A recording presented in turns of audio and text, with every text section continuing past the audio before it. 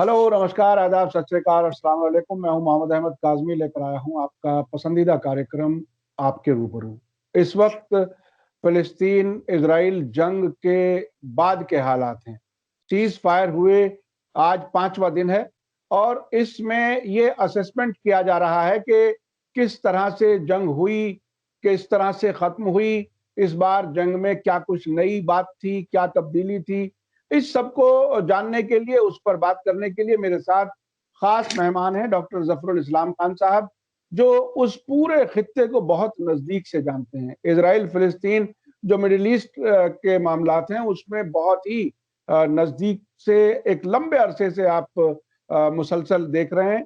आपने किताबें भी लिखी हैं, वहां के उस खित्ते के अखबारात के लिए भी आपने हिंदुस्तान से काम किया और वहां उस खित्ते में भी जर्नलिस्ट के तौर पर काम किया है।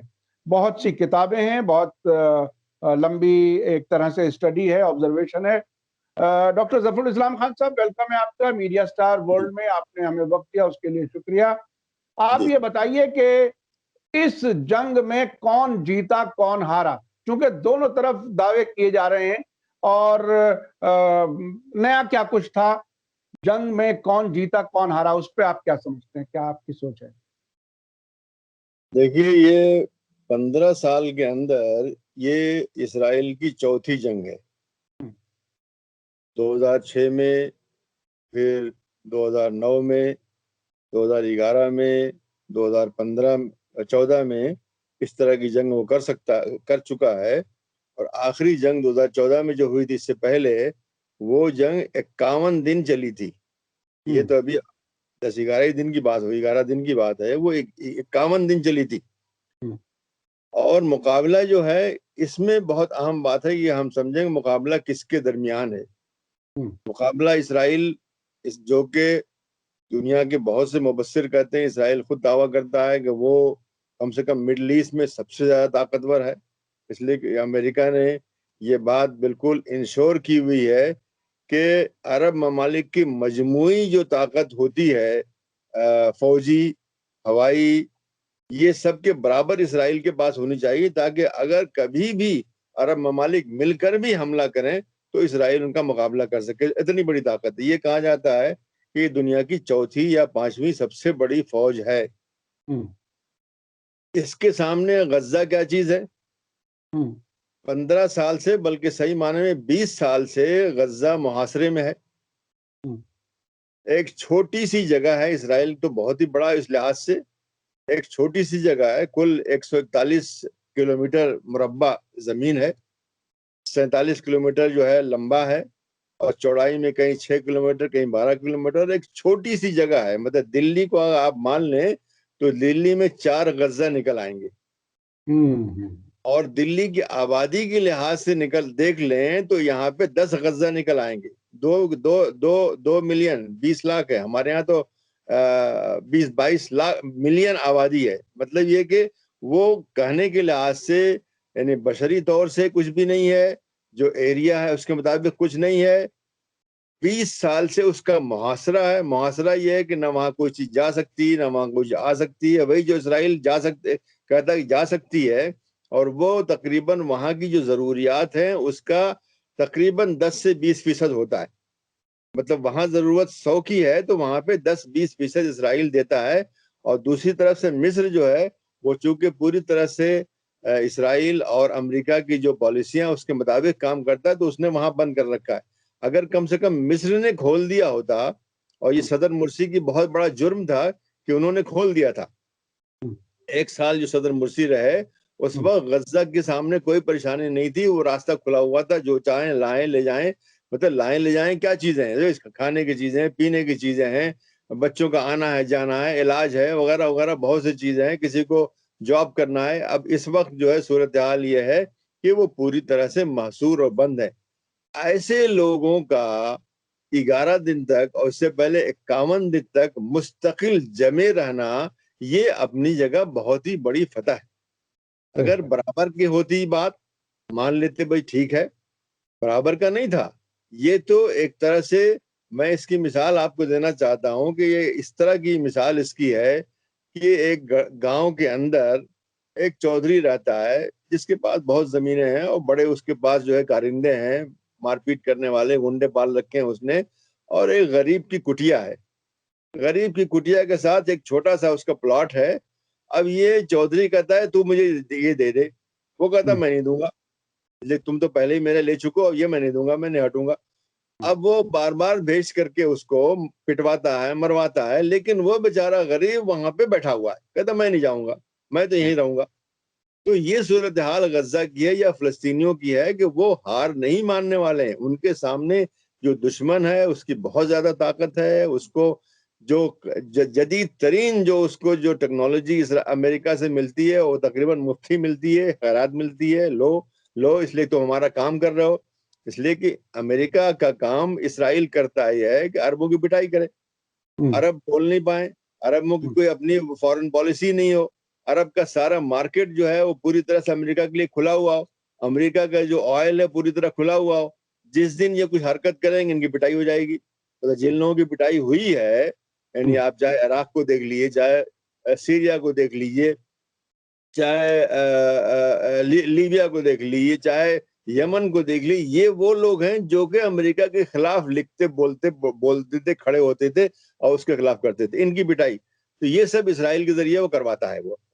तो ये एक तरह से बहुत ही बड़ी फतह है कि एक छोटा सा आदमी, कमजोर सा आदमी, जिसके पास कुछ खास चीजें नहीं है, और ये रॉकेट रॉकेट बोलते हैं, रॉकेट तो ये एक तरह से फुलझड़ी है, बहुत मामूली सी चीजें हैं। ये जो आपके पास जो है बाजार में जो नल मिलते हैं, जो पाइप मिलते हैं, उसके अंदर कुछ डाल करके वो फेंकते हैं, उसको सही माने में फेंकते हैं, बड़ा शोर करता है वो, लेकिन उससे होता कुछ नहीं है, बहुत खास नहीं है। इसलिए कि जब तक आपके पास प्रिसिशन बॉम्बिंग की ताकत नहीं हो, ये तो ऐसी फुलझड़ी है, गई और वहां कहीं गिर गई, कुछ नुकसान हो भी गया, नहीं भी हुआ। लेकिन इसराइल के पास क्या है, वो प्रिसिशन बॉम्बिंग है, वो 50-60 किलोमीटर से भेजता है और बिल्कुल सही जगह पे जाके लगता है। जैसा कि आपने देखा अल जजीरा का, एपी का और कौन कौन से दूसरे जो है ऑफिस है, 15-15 बिल्डिंग, एक सेकंड में एक एक रॉकेट आया और उसने वहां पे कर दिया। तो अमेरिका ने जो इसराइल को टेक्नोलॉजी दे रखी है, उसके मुकाबले में हमास के पास, जिहाद इस्लामी के पास या गजा के लोगों के पास कुछ भी नहीं है। मतलब ये इनके पास अगर एक है तो इसराइल के पास 100 है, ये मुकाबला है। उसके बावजूद भी जब ये लोग 11 दिन, उससे पहले 51 दिन तक रहे हैं, और वो सारे मकासद जो इसराइल के हैं, इसराइल कहता है कि हमास यहाँ से खत्म हो, जिहाद इस्लामी यहाँ से खत्म हो, यहाँ से जो टनल है वो खत्म हो, यहाँ से जो हमारे खिलाफ जो कार्रवाई होती है वो खत्म हो, लेकिन कुछ भी नहीं हुआ। कुछ हुआ? इसराइल के जो जो जो ऐलान करदा, जो उनके जो एम्स और ऑब्जेक्टिव्स थे, उनमें से कुछ भी नहीं पूरा हुआ। इसराइल ने ही जंगबंदी की। आप देख लें, इसराइल ने जंगबंदी की है, गजा वालों ने नहीं की है। इसराइल ने जंगबंदी की है, वो भी रात को 3 बजे, कि उनको जब जो है इतना बेइज्जती इसराइल की तो हो गई, लेकिन इसराइल को अपने अपनी इज्जत को कोई ख्याल नहीं है, लेकिन बेइज्जती असल में अमेरिका की हुई है, बाइडेन की हुई है कि तुम क्या कर रहे हो, तुम इतनी ज्यादा बेइज्जती हो गई, दुनिया भर में इतने लोगों ने थू थू करना शुरू किया। तो फिर अमेरिका ने कहा भाई अब हो गया, बहुत हो गया, बंद करो इसको। इसलिए कि उनको मालूम था कि वो जंग जो है अभी 10-20 दिन और भी चलती तो वो भी वही होता, कुछ नहीं हासिल होता, गजा वाले वहीं खड़े रहते। उसकी बुनियादी वजह यह है कि इसराइल कर सकता है, मैं मानता हूं इसराइल फतह हासिल कर सकता है, लेकिन उसके लिए उसको बहुत बड़ी कीमत चुकानी होगी। वो कीमत यह है कि उनके फौजी मरेंगे। जब तक इजरायली टैंक गजा के अंदर फिजिकली नहीं जाएंगे तब तक वो कुछ नहीं कर सकते। ऊपर से मारने से कुछ नहीं होता, कितने ही मारते रहे कोई फर्क नहीं पड़ता है। तो इसराइल उसके लिए तैयार नहीं है, पहले भी तैयार नहीं है। जो 51 दिन की जो जंग हुई थी उसके अंदर जरा से उन्होंने कोशिश की थी, लेकिन उसमें उनके कितने टैंक जो है उनमें जाए हुए, उसमें कितने उनके फौजी मारे गए, और 2-3 फौजी तो उनके पकड़े हुए। आज भी जो मुतालबा है इसराइल का, मुतालबों में से ये भी शामिल है कि हमारे जो 2-3 कैदी तुम पकड़े हुए छोड़ दो, उन्होंने नहीं छोड़ा। तो किसी तरह से गजा जो है वाले या गजा में जो भी ताकतें हैं उन्होंने सरेंडर नहीं किया है, वो आज भी उसी तरह से कायम है। और बल्कि इसकी वजह से इसराइल की और उसके पीछे जो खड़ा हुआ अमेरिका, इनकी दुनिया भर में बड़ी जो है बेइज्जती हो गई है, बहुत थूथू इनकी हो गई है कि तुम लोग जो को शर्म नहीं आती है, एक छोटी सी कौम है जिसका मुहासरा जारी है, जिसके पास कुछ भी नहीं है, उसको तुम इस तरह से मारते हो। तो एक तरह से ये सब उल्टा ही गया है इनके खिलाफ, इसराइल के खिलाफ भी गया, अमेरिका के खिलाफ भी गया है। अच्छा, आपने जिस तरफ इशारा किया कि वो जमीनी फौज वहां पर नहीं जा सकती, अब से पहले भी भेजा था, उन्होंने काफी नुकसान उन्हें उठाना पड़ा। अभी एक रिपोर्ट आ रही है कि हिजबुल्लाह के लीडर हसन नसरुल्लाह ने कहा है कि रूस के कॉर्नेट मिसाइल जो सीरिया ने खरीदे थे या हिजबुल्लाह ने इस्तेमाल किए थे अब से पहले 2006 वाली जंग में, उनको गजा तक पहुंचाने में ईरान के कमांडर कासिम सुलेमानी का बहुत अहम रोल रहा है। और अल जजीरा ने इस हद तक बताया है कि वो मिस्र से और लीबिया से इस रास्ते से वहां पर पहुंचे हैं। आप जोग्राफियाई तौर पर आप ज्यादा बेहतर चीजों को जानते हैं, क्या कुछ है इन मिसाइलों के वहां तक पहुंचने का? क्योंकि कॉर्नेट मिसाइल निस्बतन उन रॉकेटों के मुकाबले में ज्यादा बेहतर समझे जाते हैं और कहीं कहीं ये कहा जाता है कि प्रेसिजन बॉम्बिंग में भी वो काम आ जाता है। देखिए, मैं तो इसकी तफसील नहीं जानता और मैं समझता हूँ ये चीजें बाला राज रहती हैं और ये चीजें बताई नहीं जाती हैं। लेकिन फिलहाल जो है मतलब सदर मुर्सी के जाने के बाद, यानी 2011 के बाद जो है, जब जो नई हुकूमत वहां पे आई है, सीसी की आई है, उसके बाद उन्होंने वो सब रास्ते भी बंद कर दिए हैं और वो जो टनल वहां बने हुए थे जिनके जरिए बहुत काफी सामान आता था, वो सब भी उन्होंने बंद कर दिए हैं। इसलिए अब जो है काफी मुश्किल हो गया है, लेकिन नाकाम नहीं है। उसकी वजह क्या है कि सहरा सीना जो है वहां बहुत से बद्दू रहते हैं, बद्दू कबीले वहां छोटे छोटे छोटे रहते हैं। उनका काम आज से नहीं बल्कि मतलब मान ली किस जमाने से स्मगलिंग करना है। उनका ये काम ही यही है। आप उनसे कह दिए हमको ये चीज चाहिए, आपको पहुंचा देंगे, उसको उसका दाम चाहिए उनको, तो वो ये काम करते हैं। उन्होंने कोई रास्ता निकाल लिया होगा, मैं नहीं कह सकता कि एग्जैक्टली किस तरह हो रहा है, लेकिन चूंकि वहां पे सरहद है, कहीं ना कहीं तो उनको रास्ता मालूम होगा कि भाई यहाँ से तुम निकल सकते हो, किस वक्त निकल सकते हो, क्या कर सकते हो, तो वो होगा। और इससे पहले भी होता रहा है। ये बद्दू जो है काफी इस काम में वो पैसे के लिए करते हैं। वो यानी ये नहीं है जरूरी है कि वो अपने बहुत ज्यादा उनका कोई एतकाद है या कुछ वो करना चाहते हैं, लेकिन अगर आप उन्हें पैसे दीजिए तो वो आपको वो चीजें फराहम करेंगे। वो आज भी कर रहे होंगे और ये चीजें इससे पहले भी मालूम हुआ था, जबकि इसराइल ने सूडान में कुछ ट्रक जो आ रहे थे गजा के लिए आ रहे थे, वहां से मिस्र आते और मिस्र से भी स्मगल होते गजा के अंदर, उन पर बमबारी की थी। 8-10 साल पहले की बात है, जो कि मैं समझता हूँ शायद उनका उस वक्त कहा गया था कि ये ईरान से सामान आ रहा था। तो ये चीजें जारी होंगी, यानी तरीका होगा बहुत काफी, यानी तरीके बहुत से हैं। जो बहरी रास्ता है वहां से भी हुआ होगा, ऐसा हो सकता है। छोटे मोटे लॉन्च वगैरह, छोटे छोटे जो वो होते हैं शिप वगैरह, जो छोटे छोटे जो जो कश्तियां होती हैं, उनसे उनके जरिए हो सकता है, हो रहा होगा, यकीनन आता है, इसमें कोई शक नहीं। इसलिए कि वो चीजें गजा खुद नहीं बना सकता है, वहां ऐसी इंडस्ट्री है ही नहीं, तो वो चीजें स्मगल होती हैं। लेकिन आप दाद दीजिए कि वहां पर इतने अक्लमंद लोग मौजूद हैं, इतने बड़े बड़े इंजीनियर मौजूद हैं, इतने दिमाग मौजूद हैं कि उन चीजों को ला के फिर इस्तेमाल करते हैं। और गजा के अंदर पूरी जो आबादी जो है उसके नीचे 141 किलोमीटर मुरब्बा जो है उसके नीचे उन्होंने टनल बना दी, जो कि इसराइल के लिए बड़े परेशान कुन है। अगर वो बाहर खुला हुआ होता तो मार चुके होते, लेकिन टनल जो है वहां पर उनके रहने की जगह है, वहां पे उनकी फैक्ट्रियां हैं, वहां पे उनके स्टोर हाउसेज हैं, तो उसकी वजह से गजा बचा हुआ है, वरना कब के खत्म कर चुके होते। तो वो यानी उनकी आप दाद दीजिए कि वहाँ इतने बड़े बड़े दिमाग हैं, जो कि उस जो टेक्नोलॉजी जो आती है, इसलिए कि टेक्नोलॉजी आई है थोड़ी के साथ इंजीनियर आएगा, बल्कि वो सामान आया, आपको उसको समझना है, कैसे करना है, कैसे जोड़ना है। तो वो चीजें पहले आसानी से आती थी, अब मुश्किल से आ रही होंगी, लेकिन यकीनन आ रही होंगी। और यही वजह है कि इस जंग में 4-5 हजार रॉकेट गजा वालों ने मारे हैं। वो रॉकेट उस तरह के नहीं है जो कि इसराइल के पास है। इसराइल के पास तो बिल्कुल स्टेट ऑफ द आर्ट जो है प्रिसिशन बॉम्बिंग के लिए अमेरिका ने उनको हदिया दिया हुआ है कि देखो अरबों को ठीक करना है, तो वो तो उनके पास है। लेकिन इनके पास जो है वो इसी किस्म का है, जो कि यानी कहीं से आया हुआ है, कहीं से तोहफा आया हुआ है, कहीं से खरीद के आया हुआ है, कुछ भी है, और कहीं से कुछ पाइप हासिल किया, कहीं से कोई चीज हासिल की है, उसको जोड़ करके बनाते हैं उसको। तो कहने का मकसद यह है कि दो ताकतें हैं, एक जो है बहुत ही कमजोर और पूरी तरह से नातवा है, जिसको कि 15-20 साल जो है जो हिसार उसका सीज करके रखा हुआ है, उसके बावजूद भी एक ऐसी ताकत जो कि दुनिया की चौथी या पांचवी सबसे बड़ी जो है फौजी ताकत है, उसके खिलाफ भी वो खड़े हैं। और जब तक जो है कोई भी कौम या कोई फर्द भी जो है अगर गुंडे के सामने खड़ा रहे तो वो जीतता है। वो ये गुंडा है वहां का, उस इलाके में अमेरिका ने उसको पाल रखा है, इसलिए कि बहुत बड़ा एरिया है, मराकश से लेकर के ओमान तक जो बहुत बड़ा एरिया है, उनके जो मार्केट हैं, फिर उनका जो तेल है वो उनको चाहिए और उस दाम पे चाहिए जो वो चाहते हैं। यानी मार्केट है, यानी अपने अपना सामान भेजेंगे जिस दाम पे वो चाहते हैं और उनका सामान खरीदेंगे जिस दाम में वो खरीदना चाहते हैं। तो ये सब जो है इसराइल के बदौलत होता है कि इसराइल से पिटवा देते हैं, इसराइल से धमकी दिला देते हैं, हम ये कर देंगे, हम वो कर देंगे, और इसराइल करता रहा। आज से थोड़ी, सन 48-49 से जब से इसराइल वजूद में आया है, उसका यही काम है कि जो भी अमेरिका के खिलाफ या मगरबी ताकतों के खिलाफ खड़ा होता है उसकी पिटाई करना, चाहे वो शाम हो, चाहे वो मिस्र हो, और आज के ज़माने में दूसरी ताकतें, सीरिया के खिलाफ जो सारा कुछ हुआ है वो मैं समझता हूँ कि वो इसराइल के लिए हुआ है।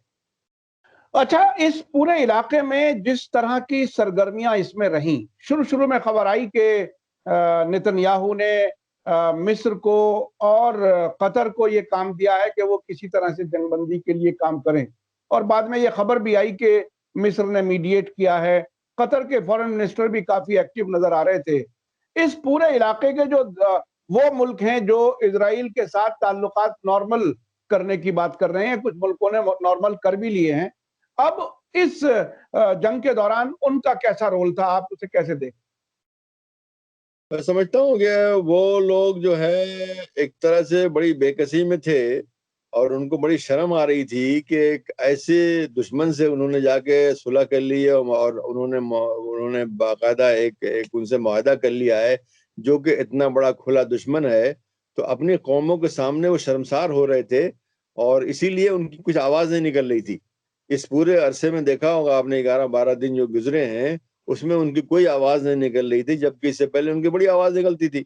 तो एक तरह से वो शर्मसार होंगे, लेकिन ऐसा नहीं कि वो बदलने वाले हैं। इसलिए ये सारी जो काम हुआ है, ये जो ताल्लुकात बने हैं, ये दर हकीकत अमरीका की जो पॉलिसी है, अमरीका का जो उस इलाके के लिए जो भी प्लान है उसके मुताबिक हुआ है और हर मुल्क ने अमरीकी दबाव में किया है, चाहे वो यूएई हो, चाहे वो ओमान हो, चाहे वो कतर की भी ताल्लुकात जो है अंदर अंदर मौजूद हैं।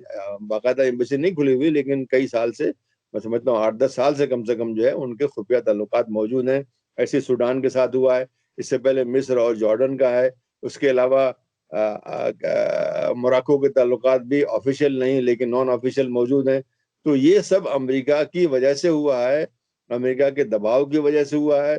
सूडान को देखिए, सूडान को तो एकदम पूरा प्रेशर था बिल्कुल कि तुम अगर नहीं करोगे तो तुम्हारे ऊपर जो सैंक्शन वो चलते रहेंगे, तुम्हारे ऊपर जो कर्जे हैं उसके ऊपर और भी हम तुम्हारे ऊपर लाद देंगे, और जो है तुम जो है तुम्हारे ऊपर जो यानी खुसूसन जो सैंक्शन वाली बात है जो उमर बशीर के ज़माने से चल रहा था वो भी चलता रहेगा।